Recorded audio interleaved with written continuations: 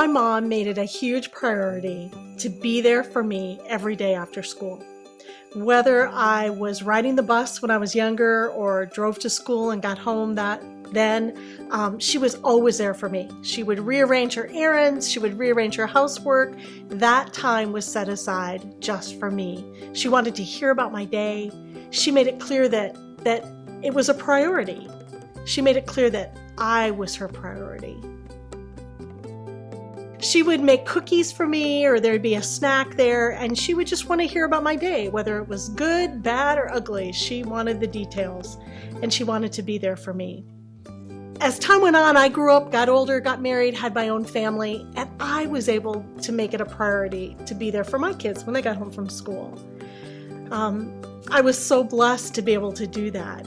I realized that not everyone can do that, but Kevin and I scrimped and saved and made it possible that I could be there with the kids when they got home from school to give them a snack, hear about their day, and help them with their homework. My mom showed me that was really a treasure, a true treasure. Now, I don't say that to make anyone feel guilty. I know moms have enough of their own mommy guilt the way it is, so I don't want to make anyone feel guilty, because I know there are times that moms, single moms, have to work, or couples, both people have to earn a paycheck. It's just a necessity, and after school care is the only solution. So I don't want to make anyone feel guilty. But I want to show you that there are things that we can pass on to our kids even when we feel like we're messed up or screwed up or dysfunctional. And I want to tell you the rest of my story. I was probably 35 years old before I realized that I was the child of an alcoholic.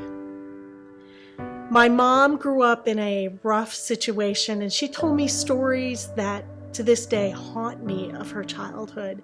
And I'm sure there are stories she never did share with me. She grew up in a time where there weren't counselors, there weren't therapists really readily available. So in order for her to silence her demons of abuse, she self-medicated. For her to cope, she chose prescription medication and alcohol. But even in the midst of her dysfunctionalism, even in the midst of her addiction, she was still able to show me she loved me. And she was able to pass on to me things that I could do to show my kids I loved and cared for them. I never doubted that she loved me, not once.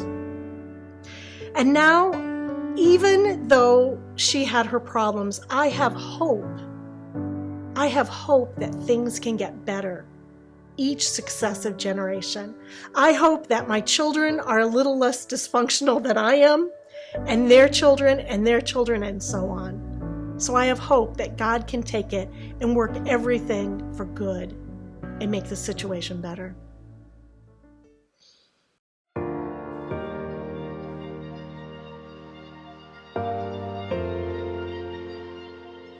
My mother passed away in 2012, and toward the end of her life, she had choices that she could make about her care and about her addiction. And I am so proud to say she ended well. It gives me great hope to know that even if we as moms feel we have messed up, there is hope that good can come out of it and we can end well. So you might be a mom today and think you have just messed up your relationship with your kid. You might be a mom today and feel like you could have done things so much better. But love covers a multitude of sins. God can make things better. He can give people second chances. And that's the story of my family.